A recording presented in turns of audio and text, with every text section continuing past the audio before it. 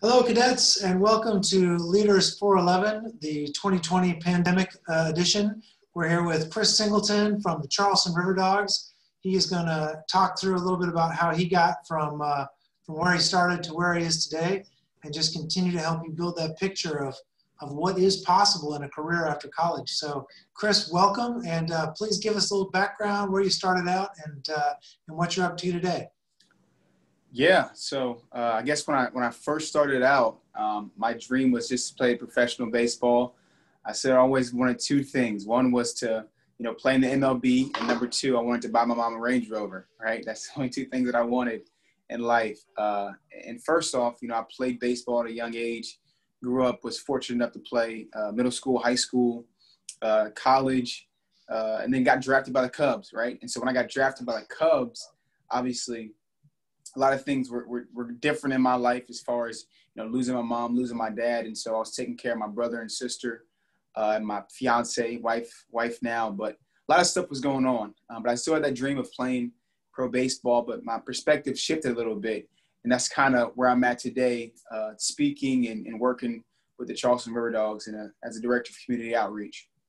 That is amazing. So you're wearing an MU shirt. I'm guessing that's where you went to school. And where did you grow up? Yeah, I went to Charleston Southern, baseball Charleston Southern.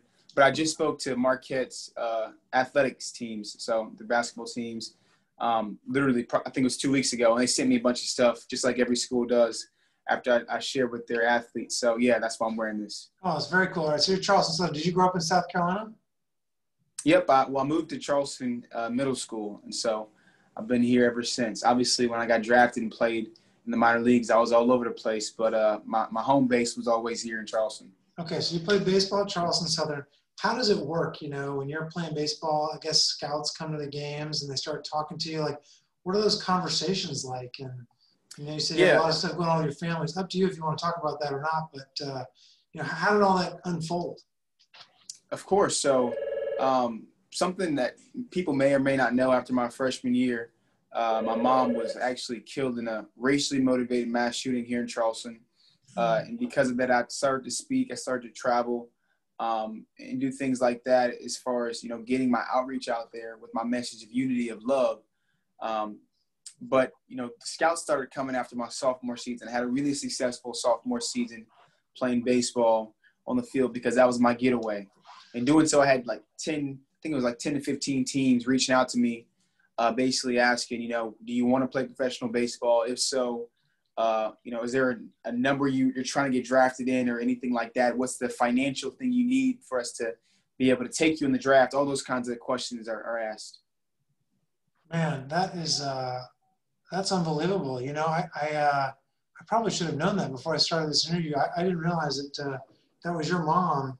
That was one of the AME church shooting victims. So, first of all, my condolences. That was just it was a painful time for Charleston, but for you in particular, that's just an unbelievably difficult scenario to be facing as a young man who's on a path. You had baseball going for you, and these guys kind of started talking to you. So, where did you pick up your minor league career? Like, where did you start playing? Yeah, so after I got drafted by the Cubs, I was sent to our rookie team, which is in Mesa, Arizona, our spring training facility. I played there for about 2 months before I moved to Eugene, Oregon, and played for a little while. Up there, we were traveling to Idaho. We traveled to Vancouver. We traveled to Seattle. We traveled everywhere, obviously, in the minor leagues. And then after that year, I believe I played in South Bend, Indiana. And that was my last stop before I got released. Yep. Well, I tell you what, man, my grandmother, she passed when she was 99 years old, and she was a diehard Cubs fan. And she was born after they won the World Series, and she died right before they won the World Series. So she never got to see the Cubs win the World Series. But this woman loved, she was probably smiling down from heaven to see that Cubs baseball. All right, so you get released from baseball, right? You guys decide to part ways. How did you think about what next steps might look like? Yeah, so for me, a lot of athletes, obviously you're playing professional sports, you don't know what's next. I was a little different because in the off season, I was still traveling, speaking to different youth groups, to different high schools, colleges, and all that sort of thing. So I knew, whenever baseball said, Chris, it's no longer working out, whenever baseball broke up with me, I knew I was going to have to continue to speak and share my passion and my mission of unity in this country. So it was really no downtime for me. I knew exactly what I wanted to do, and I started to do that.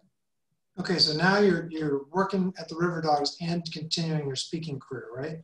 So let's talk about both of those. Let's talk about what's going on at the Riverdogs first, and then let's talk about what you're doing as a speaker.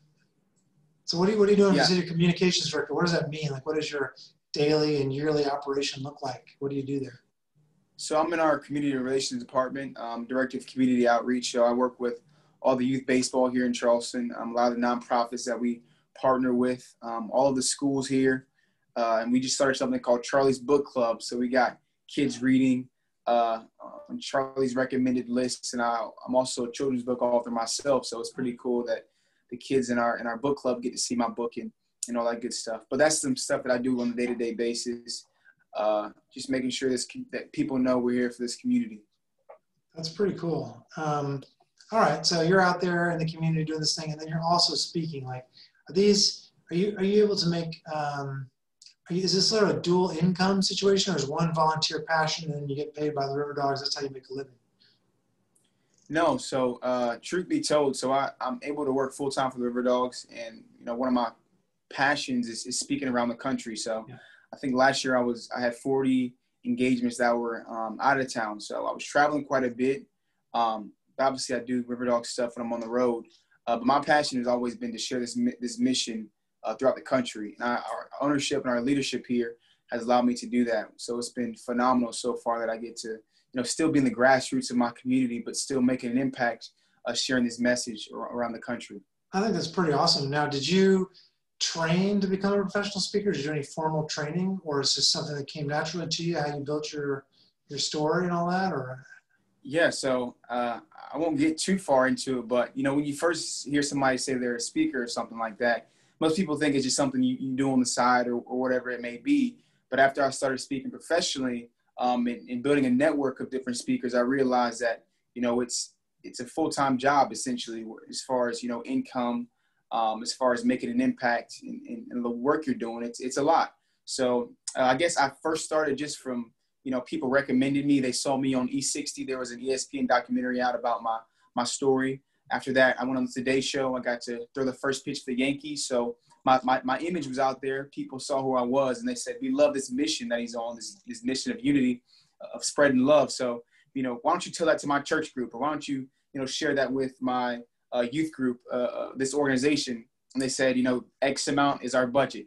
So it went from anywhere between people would say, Chris, I want you to come to the middle of nowhere, Idaho for $100, right? Back then. And now it's grown that I've been able to, do engagements for, $5,000. And just recently I was able to get a 5-figure engagement for the first time. All right. That's awesome. Now, are you working with an agent, or is this people finding you, or how do you build that career in public speaking? Yeah, so for me, it's been all word of mouth. Like I'm terrible at marketing. I say I'm terrible, but my marketing has only been word of mouth. I share my heart, I share my passion to an organization, and somebody in that audience says, "Hey, Chris, we love that message. My brother owns a company out in Vegas. Would you mind sharing that message with him and his team and his staff?" And that's how it's grown. It went from 15 engagements to 30 to 60 annually. And I think this year I'll be doing close to 80 at the end of the year, both virtual and in person. That's how it's been. It's been me sharing my passion, sharing my heart. It tells me that I'm doing an okay job if I keep getting referrals the way I have been. Yeah, that's good. I mean, I guess at some point, you can only do so many a year. So you just try and continue to keep building that network and build those engagements up over time. Man, that's pretty cool. So you basically have the flexibility to do what you want in your job that's a steady, income and steady work that you're building over time. Plus you keep building this speaking career on the side. What's been some of the most exciting audiences you've been able to speak with? Yeah, so just recently I just spoke to Volvo's company, Volvo USA. I think they had about 300 of their employees on. I spoke to the Houston Texans team. Just recently, I spoke to the Washington Wizards basketball team, the Minnesota Timberwolves basketball team. I just spoke to Texas A&M basketball team, all within the last 2 months. Man. So those are some ones that I've done recently that have been pretty cool. That's amazing. So basically that the word will spread. You're starting to do college and professional sports speaking tours. And I mean, look, it's no surprise that this message is desperately needed today. And has your message evolved in the last couple of years or even the last 10 months as the situation in our country has evolved? Yeah, I think I'm a believer myself. And I think, God set it up this way because for the last 4 years, I've been speaking about unity, about love, 5 years really after my mom was murdered.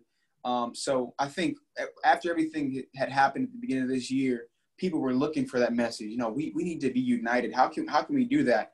And that's what my message is. It hasn't altered from before. It won't alter after this. Hopefully when things die down and we stop seeing the things that we're seeing in the media, I think I will continue to keep sharing this message. So will the demand be there as much? Maybe not, but people have heard my story and they've heard me share. So I definitely think I'll continue to get the engagement that I've been getting from the word of mouth and things like that. One thing I will say that I've had to change is that, I'm 24 years old. And so when I go speak to a company, I'm speaking to people twice my age with 10 times my experience. So I don't ever try to share with a company what I think they should be doing as far as the X's and O's in their business. I just share my heart and this mission of unity and overcoming things at a young age, and hope that I can, change some hearts and change some minds. Man, it's like I love this because I kind of share this myself. I really love this country, as imperfect as it is, and I want people to feel like a sense of unification and love for higher ideals, and just see them tearing each other apart. And it's a sorely needed message. I guess what I'm saying is that I don't think the need for your message is going to go away anytime soon, but I also think that people are going to be very hungry to hear it right now. And I think that's a pretty cool opportunity for you to capitalize on. So what would be like an ideal, path forward for you now? Like what, now you're doing some of these professionals, just more of those types of engagements and that sort of thing? So my passion, so over the last 2 years, I've spoke to 27 different colleges and universities. So my passion, to keep professionally speaking to, college teams, to high school teams, to organizations like that, because that's where my passion is. But financially speaking, obviously you get paid twice or three times as much when you speak corporately. So obviously that puts more food on the table for my family. My passion is sharing to people in the college years, high school years. And honestly, I love working for the Riverdogs in the space that I'm in right now.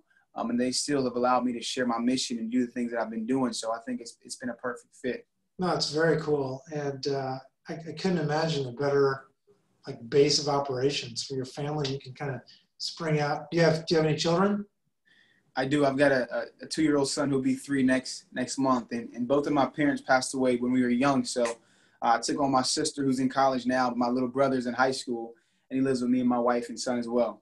Yeah, so you got a whole family. I mean, you're living the dream, man. I got 2 little boys myself, and it's a very busy time. So all this, working, doing all this good stuff in the community, taking care of your own kids and some other family, and running out and doing the speaking engagement. I mean, how do you stay balanced? How do you keep from losing your mind with all that responsibility? Yeah, so, me and my wife had to have a talk, sit down and say, what do we want to do financially? What can set us up in the future? How many engagements do we think we want me to be gone? Because after a while, it could be 80 days, 1 year. It could be 150 days, another year. So we definitely had to sit down and have that talk one-on-one about what our mission is and what we're trying to do for the future. And so I think one way that I stay balanced is always keeping a really tight calendar. My schedule is pretty set in stone. I know what I'm doing, where I'm going, how long I'm going to be gone. I still work when I'm on the road for the Riverdogs, so that's been phenomenal. I can still do things remotely. So I stay balanced in that sense. But also, I've had to learn to unplug when I get home, right? Like I said, I have these 2 agencies now, and I took a little, pay drop by giving them 20% or 15% of these gigs, but I don't have to go home and crush 60 emails from different people about different events. I've kind of delegated that to my agents now. So that's been a huge weight off of my shoulders, and I can have dinner at night without thinking about the 10 emails for a speaking engagement that I got to do that night. Yeah, that peace of mind is definitely worth something for sure. And then, you know, I just think about like the NFL right now in this moment. I mean, they should be like knocking down your door, basically. There's so much strife between players and coaches and owners. And man, I mean, it's like that's been sort of one of the lightning rod areas for this discussion on racial justice. So I hope your agents are calling whoever it is, Goodell at the NFL, and telling him to hire Chris Singleton. Yeah, and it's funny that you say that, because when most people hear like agents, as far as like my speaking engagements, people would think, okay, the agents go out and they get you a bunch of gigs, but in the speaking world, it's a little bit differently, right? So like I said, I'm a young guy, 24. And so for my agents to kind of just pitch me as a 24-year-old that's going to fix problems in the NFL about unity and stuff, it's kind of like, all right, man, you know, how many degrees do you have? What is your background? All that kinds of stuff. But when it's word of mouth, like I just spoke to the Houston Texans team, and now the Detroit Lions player development said, hey, we heard Chris spoke to the Texans team. Somebody reached out from their team and said, you got to have Chris. So it's worked out like that. And then once they send something through my email or to my website, I kind of send it over to my agents and saying, hey, we got another NFL team that wants me to speak. So it's worked that way. They work it out. They get all the headshots and the videos and all that stuff. Exactly. That's good. And so you're probably going to go up to Detroit? We'll probably have to do it virtually. But yeah, I'll be speaking to their team likely very soon. That's good. That's good. Too bad. Detroit is a cool city, and they've got a very cool airport. So my kids love that airport. Yeah, I went to a school called Oakland University, which is right outside of Detroit. I spoke there in February, so I'm familiar with the area. Yeah, you had to go through that. That's pretty cool, man. Well, listen, it is great to chat with you. And so one of the last questions I always ask people that are interviewed for this course, because really this course is designed to help cadets of the Citadel who are very hardworking. You know, they've been running the gauntlet for 3 years, almost 4, about ready to graduate. And so the question I always ask is, what do you wish you'd known? I know you're only 24, just a few years out of school, but what do you wish you'd known sitting in that seat at age 22 as a senior in college that you know now? I mean, family man, you got a job and a business, multiple responsibilities in terms of kids and family. What do you wish you had known then that you know now? Yeah, I think one of the main things I always tell my buddy, like I say, I'm 24, so most people don't think like me. I think in the way that I have a teenage son, but he's really my brother, but I think a little bit differently than most people my age. Number one, I would have made sure that all my buddies that are playing sports professionally, even professionally in the minor leagues or in the major leagues, right? If you play 1 year in the major leagues, it's still like you grinded for, 8 or 9 years or whatever it may be to get to that major leagues for 1 year. And yeah, you may make, $500,000 that year, but you also work 8 or 9 years to get that at $500,000. So it kind of evens out at the end of the day. But I want to make sure people know what they're going to do for the long term, right? What's that, long-term plan? And if you don't have it, make sure you're setting yourself up financially so that you can be in a position to make something happen for yourself long-term. I would have told myself that, and I was fortunate enough that I had people pouring into me, even now, to tell me things like that. Yeah, man, that's like a classic story, right? NFL stands for not for long, and that sort of thing. And you just you really hope that these guys are getting good advice, like the kind of advice you're given, and think about a long-term financial plan, especially when you're young. So, all right. Well, listen, thank you, Chris, for joining us today. I wish you the best of luck. I think what you're doing is just awesome. And the world's better off for having you going around spreading your message. So thank you so much for joining us today. Of course, man.